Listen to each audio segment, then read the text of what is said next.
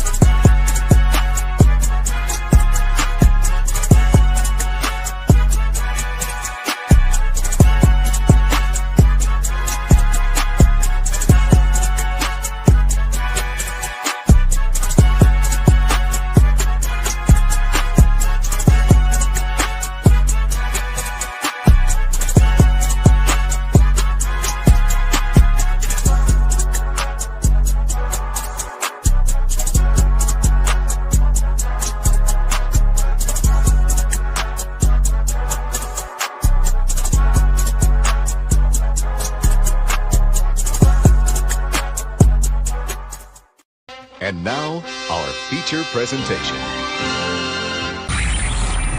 You are watching a master at work. Go get some! Hey, how's it going? My name is Rafael Chacinas, no es el Capitán Rafucho, and welcome to another episode of Straight Outta Nation. It's a go-to show where the culture is the main factor in football and basketball, because not only we can talk about only Raiders, Las Vegas Raiders, but also connect to a podcast that doesn't talk the same bullshit, no filters, no script, no bias, uniting all the fans of the baddest motherfucking team on the planet, which is Las Vegas Raiders, including all rivals that we hated, that we meet, like all the fans of the NBA, NFL, college football, college basketball. Make sure to subscribe to Capitán Rafucho on YouTube. Also, you can follow me on different social media. Twitter know as at Capitán Rafucho. On Instagram, Kick, and TikTok at Capitán Rafucho 93. And of course, if you want to help to support this platform, you can make a donation by Cash App, Venmo, or PayPal. All financial help is good. Now, before we get started with this episode of Saturday Night Tailgate between Raiders versus Browns, which is going to be tomorrow, I just wanted to tell you, thank you guys. I know it's going to be so much interesting in this episode because we're going to talk about the preview of Raiders versus Browns and, of course, the keys to the victory, perhaps. But in those darkest times, I just wanted to say Before the year's ending, I know that it wasn't my biggest fear, because I know that over the last 5 years that I've been struggling as a content creator is always the same.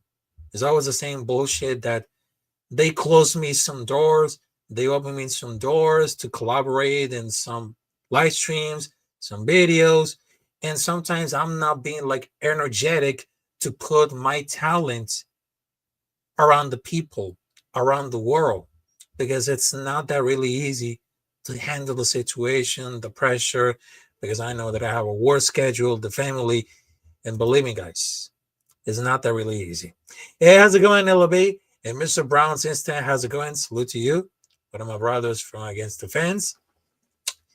So right now, I just wanted to talk about Las Vegas Raiders versus Cleveland Browns tomorrow at 5 p.m. Eastern Time, 1:05 on Pacific Time.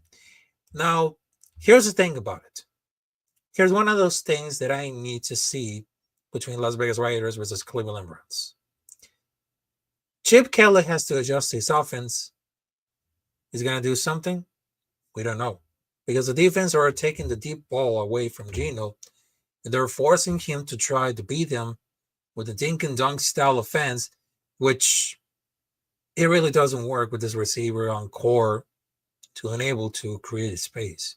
Also, JNT obviously needs to be utilized more to keep defense guessing, especially for play action. Because it's been 11 weeks for him to adjust something. It's not going to happen. Not going to happen because he's too arrogant. He won't change everything. If we train for that game, don't be surprised he's going to be fired after that game against Cleveland Browns. Because no greater chip it is to think that this hasn't occurred to him is ridiculous. Because I understand that he has an offensive line that is completely non-functional at the bottom 5 receiving corps. He has a quarterback who cannot be trusted to get in the past his first read. Good work career? I don't think so. They cannot be trusted with pass protection. And there's no fixing with systematic tricks. He's been done some smart stuff like making the field smaller for Geno, using the quick passing game as a substitute for the running game. He's done some really stupid shit like insisting for running on the weak side and the formation and completely abandoning the run game, even this having success. And the weak side of the offensive line is the weakest part of the weak offensive line. I think if they want to do decently, they need to loosen it out. But he was just already adjusted. He was really adjusted for that system due to the lack of ability of Geno Smith. And we started the offseason trying to attack deep down the field almost every down. But now it's just like an endless number of screens because our starting quarterback can't throw for shit. I don't want to say that Chip gives, but I just wanted to say that literally can evaluate his work because our line crumbles every time and Geno is a dead man. Is a really dead man right now. It doesn't really surprise me a lot. Doesn't. Really doesn't. If the Raiders lose tomorrow, could be this time because it is very evident that Pete Carroll won't have his team ready to face another mediocre team like Cleveland Browns, including Shedeur Sanders. But when we read news about like the Seattle Seahawks, which is like the revival of Seattle Seahawks at that time, they make sure they're going to look like the MVP, but I don't think so. I don't really think so because I think it's more that Chip Kelly offense and Geno. Pete rather than with a lack of offense is horrid. She should be fired for sure because the lack of run attempts is mind-boggling because this is not college. You had to mix it up. And Pete is allowing. And Mark is still allowing Pete to still employ this competition, son to coach the online. How is still a job? It's incredible, which is pretty much stupid. If the team's going to suck anyway, or the head coach doesn't do anything. In fact, they will hurt him. They can go 4 wins and 13 losses with Pete, or 4-5, 12-5 was an interim coach.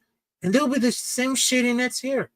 But if you want to get rid for Pete, it actually makes the entire brand roast. They're going to be anything possible? I don't know. That should say it a lot. But we train for the situation. But if we got better at putting more points on the board than the opposing team, they'll probably win more games. Just for the reason. But it's going to be like a bold strategy. But limit the other team for putting points on the board and you win more games. Could it be safe or not? Because if they need to commit the wrong game of the week 2, the week 12, they're going to be happening. They're going to be happening a lot. That should be it. Hey, how's it going, Robert Pena? Salute to you, my brother from another mother. And Robert Pena says very clearly, fire Pete Carroll's sons. That is why. Mr. Brown says that they say, all good, bro. Couldn't sleep. Thought just stopping by to say hello. Thank you. Thank you. Thank you, Mr. Browns. As always, the one and only side for Against the Fence. All right, to continue this way, I'm generally sorry for the rookies. You get him like a decent good online, and I feel like he goes berserks every week. And I think he had a good online, but he's going to feel so discouraged at that point. Dying to put his talent on display, but what gets stonewalled by a line that cannot open lines, can't move with the play, can't block. Imagine working with your whole life to get the big league, and then you find yourself in a mud hole. Guys like him and Matt Crosby deserve so much better on the organization. But if we can save Aston Gente for taking hit after hit after hit after hit behind the line of scrimmage, what would happen at this point for the season? I would just try for the ball that 1 yard per rush. It could be. Because what makes think if we're committed to rebuild, especially on the week number 12 against Cleveland Browns, along with Shedeur Sanders. Having a 74-year-old coach to lead the team could be good, could be bad. Not having a draft picks playing meaningful roles on the team. Starting veterans over younger players. Not switching anything when they face adversity. And it's going to be like really confused what they're trying to do. They're definitely trying to win early. Now they just realize that the team needs to be scrapped. So they need to start the youth and see what they really have. Everybody knows our own line loves to see our Rodgers technically behind the line of scrimmage.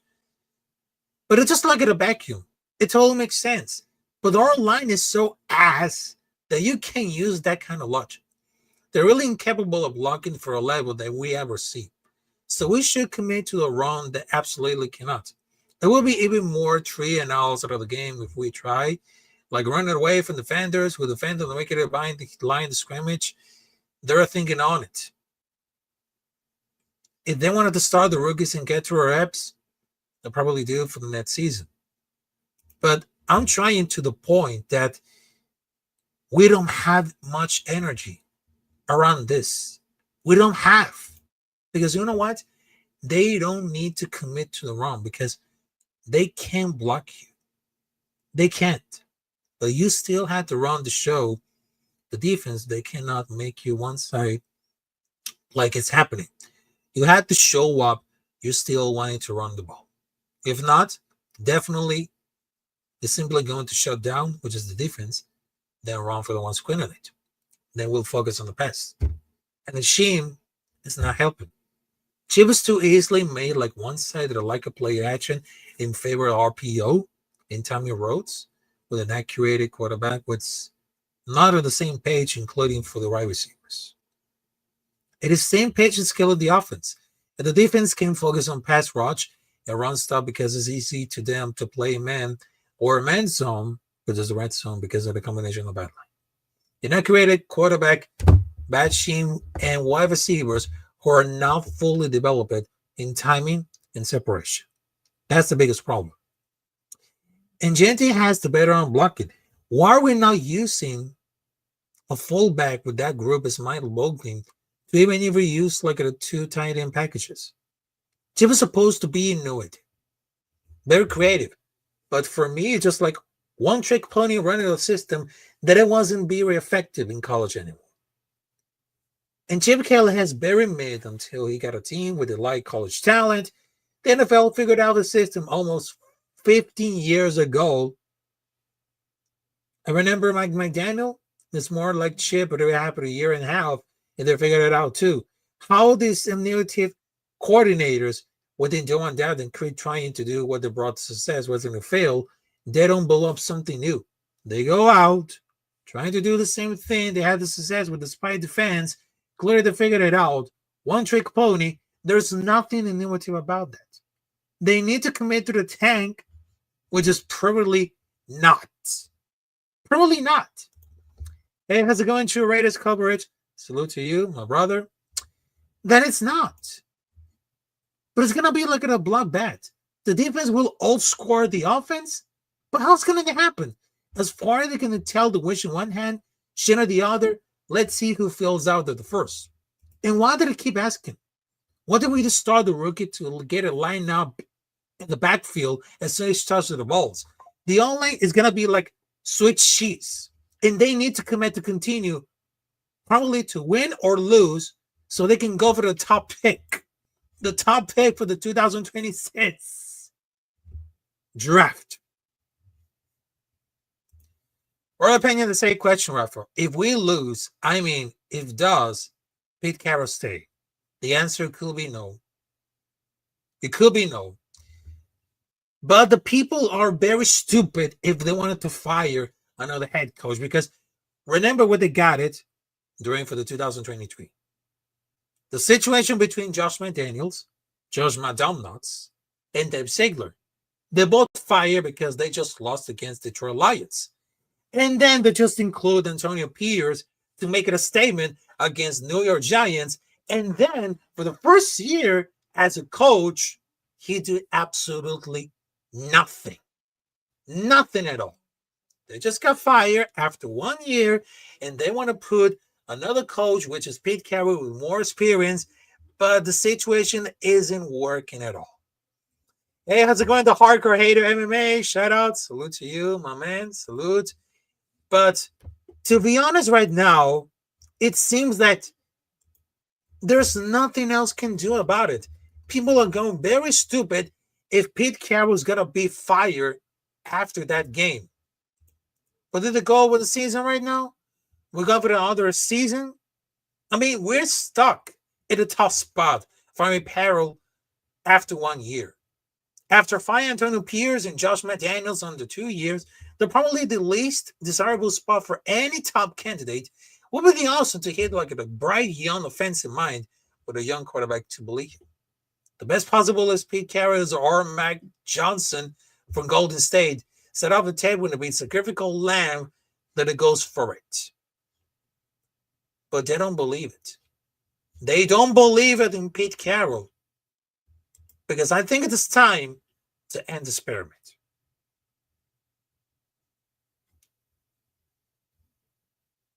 And the people that say, oh, the coach is fine. What we need more is more starters, more depth, and a culture change. That doesn't happen in one season. We probably need to another couple years to rebuild. It is not going to be really easy. And we need like a steady hand for a will that a few consecutive seasons at least. Look at nearly in any program or a coach that you admire. See how they often adhere to the lottery pick, basement dwelling team, and turn it around to the first season. Nearly none. Many of these coaches took it a few years to get the juggernauts going. If they want to give the chance, that could be it.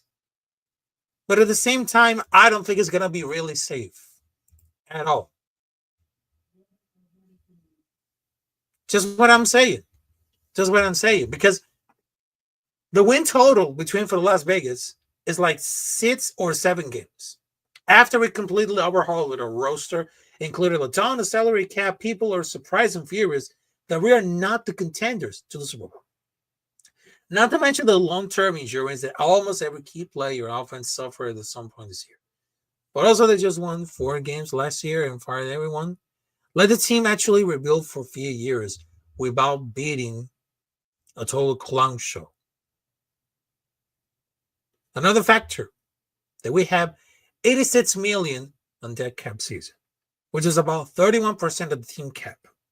And we have no chance of signing any high-impact free agency. And my biggest worry,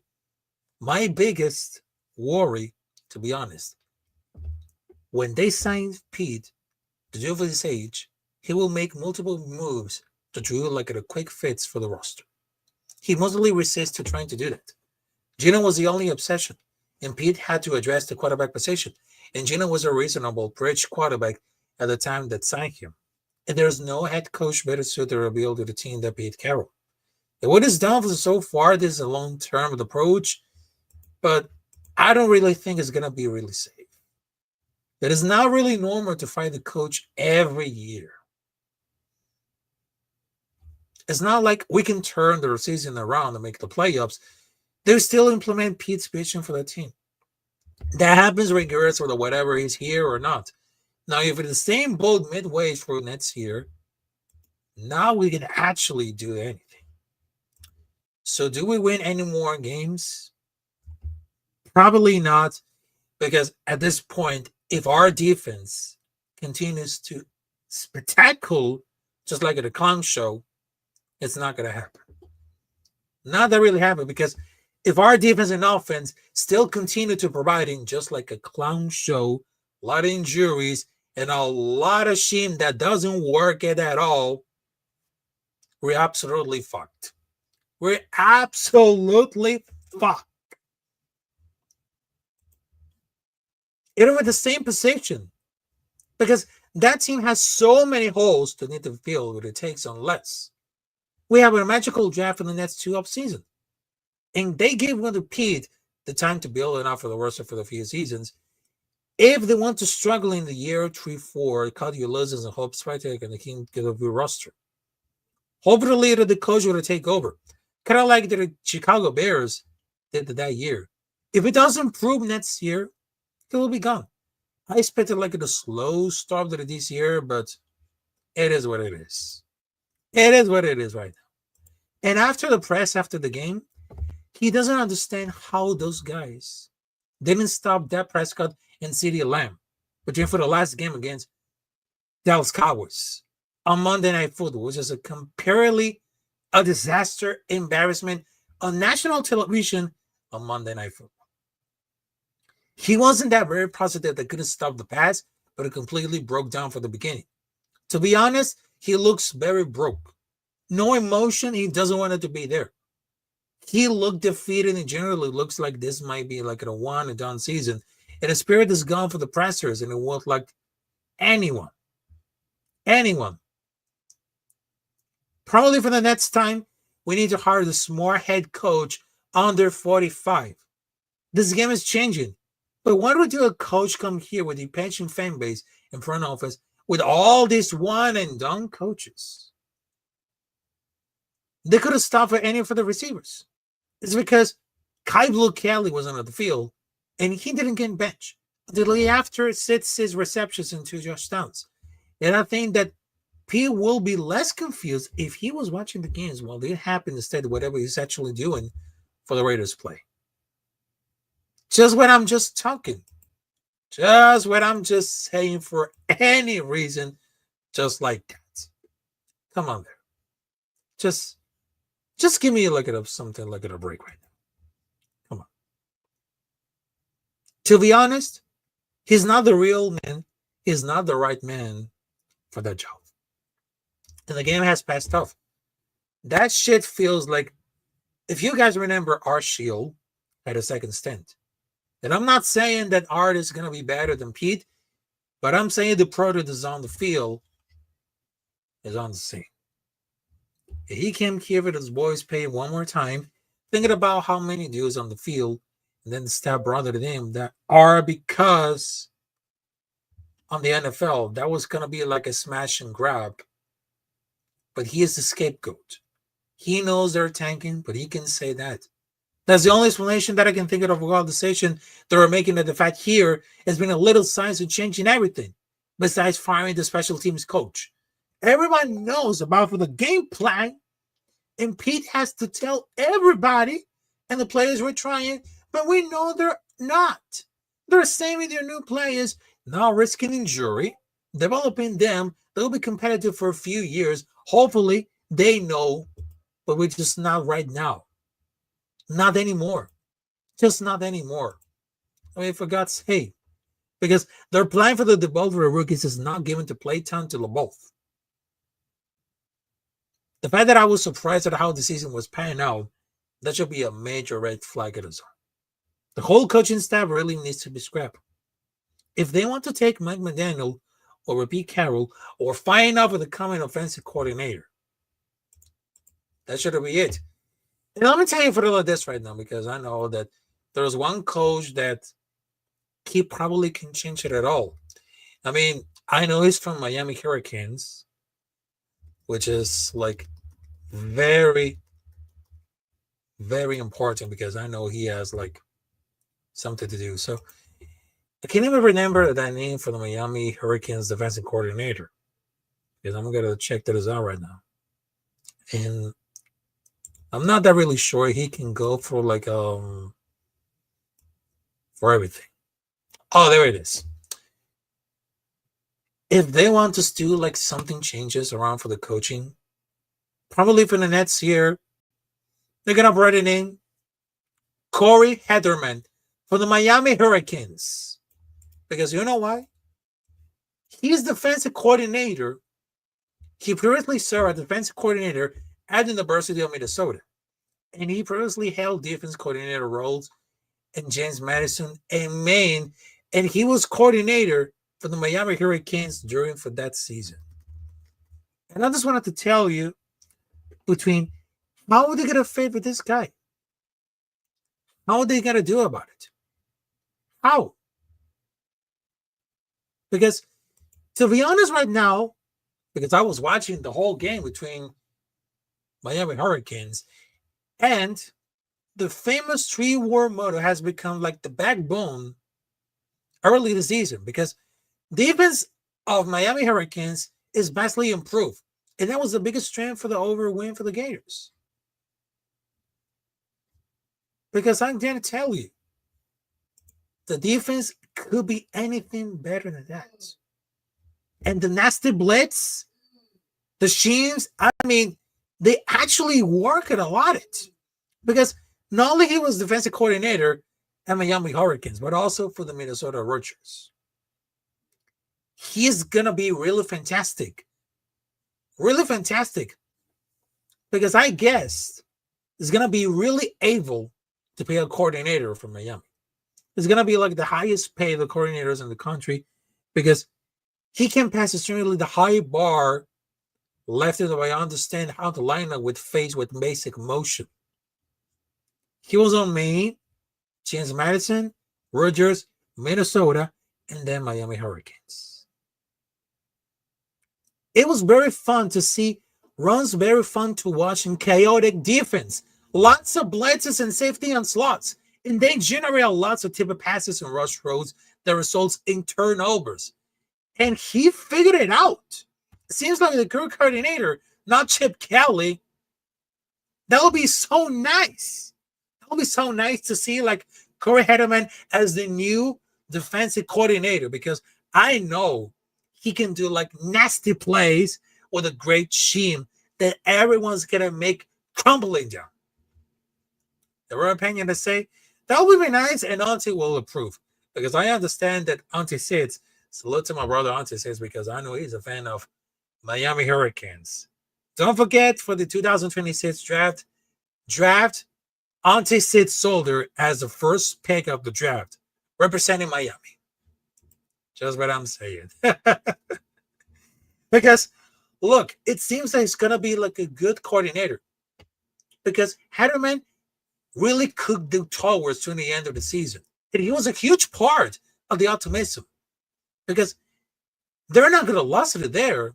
Because I was hoping they can really snag the guy who taken all over. Taken over because that's going to be like a great boost. A great boost for the defense. And they pay that of the dues. It's getting the job done, being a part of this right now. And what are those teams? Because he's a former college quarterback turned coach. And they have performed something even better. He's been absolutely fantastic. And they keep it like in the game of games. Someone did a posted the fans will remember every week like it was game day. But sometimes the offense is going to get the yam. It's not like a flashy.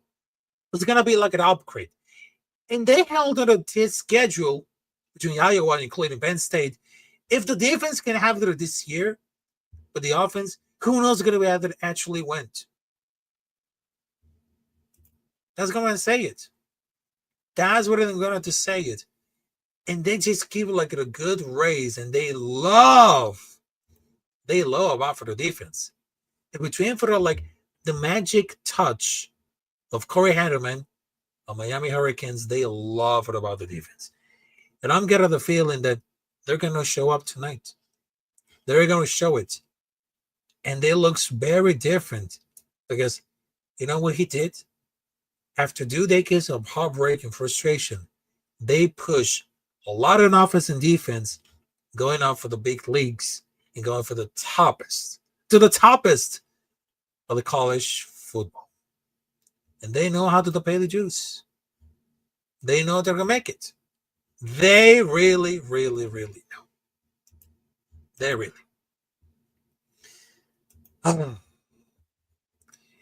All right, so ladies and gentlemen, because I know that I was talking about Corey and, of course, the preview between Las Vegas Raiders versus Cleveland Browns. So I'm going to tell you for this right now. If Geno Smith could be benched, is this going to be the perfect time to see Aiden O'Connell? Because we don't know about this right now.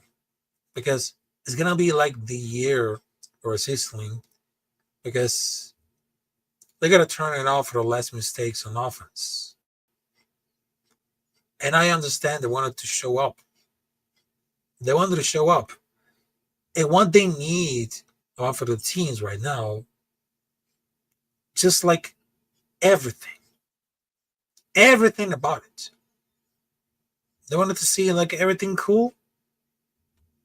It was going to be like it's something. Really, really, really something. But I don't know if Aiden O'Connell could be like the savior of the Raiders. Because they're pretty much it. Because Shador is playing for a lot of seats tuning in. But probably doesn't mean lose his career so far. They will never better league. Better game for this week if you start for 9 seasons on the league. But it's just like to kind of see that. But between for like Geno Smith versus Shador Sanders, there could be like the title of the video. 2 idiots fighting the worst fight that I ever seen. Or just like the South Park episode with Eric trying to lose the baseball playoffs so they can go to get the summer vacation. And the prize here is draft position. You know what I'm saying right now? But I don't think that Aiden O'Connell could be the savior between for the game against Cleveland Browns. And he's less mobile than even Geno. He won't have lasted half. He doesn't hold the ball for 7 years. And that's where average backup stats, which will make like the second quarterback they've employed since 2023. But if they had the second or the third best career of the quarterback drafted in the Raiders in a salary cap behind Burlane and Derek Carr, if they need to do it, it's going to be like a scruff. If he needs like an online and better established coaching staff, better ownership, of course they need like a better ownership. Fans don't realize that he's definitely a bar average backup. Accurate, can't find the deep man, isn't afraid to launch the thing. He got great, but he's a great teammate. And even a better person. Because to be honest, to feel the throwing out there to get hurt again, they were not to see like anything. Because that year, LC will be in bottom 5 with starters by competition. But it's not too very far. The top 3 is Drake May, Sam Darnold, and even Indiana Daniel Jones.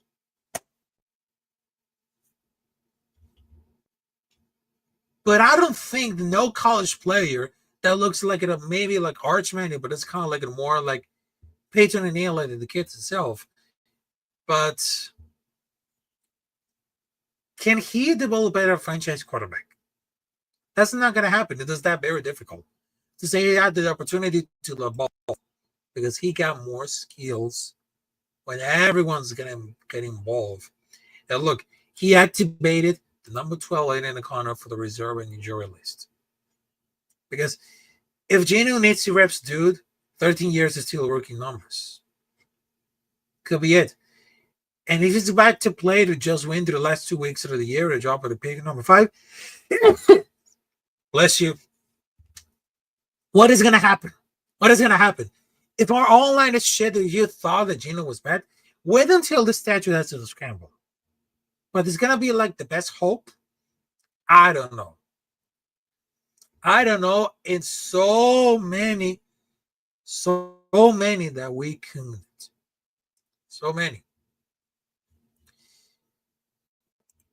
Robert Pena to say, no AOC has a solid backup quarterback. That's what I really think. And yes, they need like a true number 1 quarterback, but let him cook AOC, which is Aiden O'Connell. I mean, I have no problems for that. I have no problems with that. But they actually froze the ball on time, and they just realized that people forgot that he was killed by backup down man in preseason behind the healthy line. They don't want it to see like Aiden Vernon either, man. But if it wasn't getting demolished for a third, string defense lineman, he was throwing like an interception like Geno was too. The healthy line was all the backups that aren't on the team, anyone, or other for the dad and Riley. They went slant for slantedly all preseason to hoping to get started. And probably it's going to really worse. But if they want to bench Geno Smith, put AOC. He looked like he regressed in the preseason, but Foles acting he was way worse than Geno. Crazy talk. I know the Genoception straight up line with holes like the ball for 6 seconds and spin around for the ball a sec. Then blames everybody else. And I couldn't accept that. Because his play is not going to really smooth. In the early season, they thought it a good ride for the sink issues. But mid-season, I see habitual bullshit about him. There's so much wrong about for his choices. He honestly should have scrambled. Not about the massive games where it's really no consensually say that he makes a lot of difference.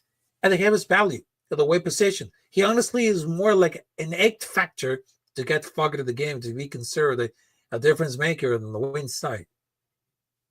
But he's not a rookie. His vibe really knows sort of like it being like 45 million. He doesn't give a fuck at a performance. But between for the AOC could be the savior. How's going to be like at a brand for 3 quarterbacks on the roster in one of the practice squad?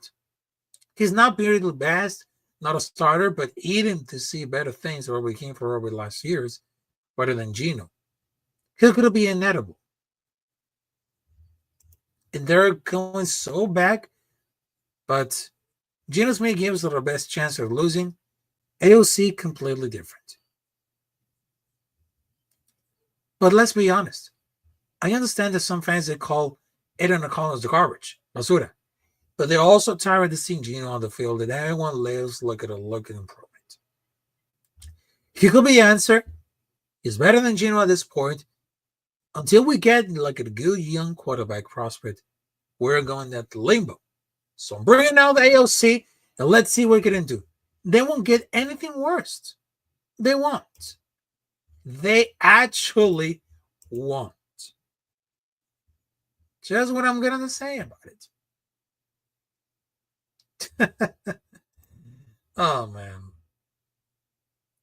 But just let him cook. Let him cook, man. Just let him cook. Aaron Pena to say, we can steal a new quarterback, but our offensive line still needs to be addressed. That is right. That is true. Really true. People that say, oh, we got to start to Geno or AOC or probably Kenny Pickett. But I don't think it's going to really happen a lot. Not anymore. Not anymore. Because I know the line sunk the ship. Because somehow evaluating online is fairly miserably. Because the coaching is all helping or putting like in situations to succeed. It is so discouraging that Brendan Carroll continued to be like offensive line coach until Pete's fired. Like the likelihood will be now less another year because there are 7 games left. It's going to be like get worse. Beatdowns on free time, like yesterday, week heavily. The conference was a very good look, but it's hardly to get the feel like it. It's coming like 50-50. It's going to bad for the Nets here. It is not. If Gino closed down for the stretch, it could have happened. But it's playing worse than talent at 11 to the point it's hard to imagine there's not a lot of talent. And the online sucks, the run game sucks, and the game management has regrets. But they didn't know how to do multiple stunts on staff, which is really insane. A week or two, they may continue, and after all these things for the Monday Night Football, I don't know why he's going to play the rookies or younger guys. We're clearly not going anywhere. Third-round picks and not being dressed for the games, and that was like a hell to scratch. You mean to tell us there are offensive line rookies for playing West Detroit out there on Monday? Because give it experience, and they see what they really got. And Peter's obviously old school. Super old school. It's very simple. Who looks play better in the practice gets a starting role. Simple as that. Says a lot of the draft page to the squad against the starters that I'm not condoning what's happening if you really, when the rookies look decent to start. It'll still continue to the shithole for the online. Could have happened. Could have happened at all. Roy Bennett said, do we have a score prediction? Yeah, I'm about to finish right now. It'll say 16-13 between for the Raiders. But I will say this about for the final prediction. I will say this probably between for the field goals. And of course, if we had to do improve like the online, so I would say this 2013 in favor to the Raiders. I know that somehow it's not going to be really easy to beat Shedeur Sanders, but it's somehow they got a lot of faith in this. A lot of faith. Just a lot of faith. All right, so ladies and gentlemen, after talking about Raiders versus Browns preview, AOC, Geno Smith, and of course, a little bit of college football, which one guy it definitely is going to fit it on for the next year coordinator.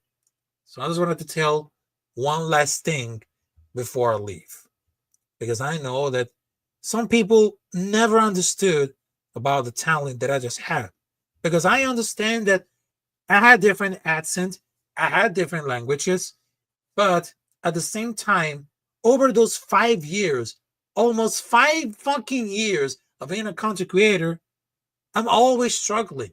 I'm always putting all my content on my YouTube channel, X channel, Instagram, and of course, Kick channel.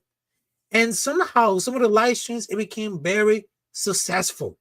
But somehow, they don't have like much energy because I know that I have a work schedule. I know that I have something like with the family, because the family are first and the health comes first. Just like that. But as a matter of fact, as 5 years of being content creator, I don't know how to stop or maybe should retire. We're just not going to be there. Because I understand that probably in the next year, I could retire as a content creator and be like something else. But I don't think it's going to be really safe because there's so many things that I had to take advantage. There are so many things that I didn't try it, but I would love to see that. I would love to learn something new and being something else. Being something else. Hey, how's it going? Tell Craig your story. Salute to you. Also, Rafa Alderman 29. Salute to you. Salute to you. But at the end of the day, if you guys listen to me, if you listen, if you watch, I just wanted to say thank you very much. Thank you very much. I know that I had a heart and soul, and I had a lot of guts to say whatever it takes. Because in somehow, people are going to love me, people are going to hate me, but I'm keeping 100% real. So stop the allegations and stop the bullshit. Stop the fake news and stop the clickbait shit. because right now I'm keeping raw. I'm keeping 100% real because I know from the bottom of my heart that I know football, and I know that I was graduated journalist, that I know that I was a former Cradido champion, and I know everything. Doesn't mean that, oh, Rafa, you're just being like experiment something new. So you don't know about the game right now. You don't know about football. But I'm trying to learn something new. And of course, I'm always be there providing content. And always being there for the right reasons. Just like that. Just like that. All right, so ladies and gentlemen, I'm out of here. So right now, I'm just gonna take like pretty much taking like a nap or something like that. But thank you very much, and I will see you there probably tomorrow, Sunday, because I'm gonna write it in like 2 games. Probably in 2 games, I'm gonna provide like Las Vegas Raiders versus Cleveland Browns or Philadelphia Eagles versus Dallas Cowboys. I'm not really sure at all. But thank you guys for joining this Straight Outta Nation. We can talk about anything about Raiders, including the NFL, NBA, college football, college basketball. And listen, there are so many things that we're going to bring it in before the end of the year. So you got to stay tuned, folks, because I know that I'm trying to do something for my people, for my community, for anything. So thank you very much. I hope to see you there probably on Sunday. This is Rafael Chassin, as known as Capitán Rafucho. Don't forget to subscribe to my YouTube channel and follow me on different social media on Instagram, X, TikTok, Kick. Thank you very much. And one more thing. No matter if we win or lose or tie, Straight Outta Nation, till I die. Thank you very much. Hope to see you there. Salute to y'all.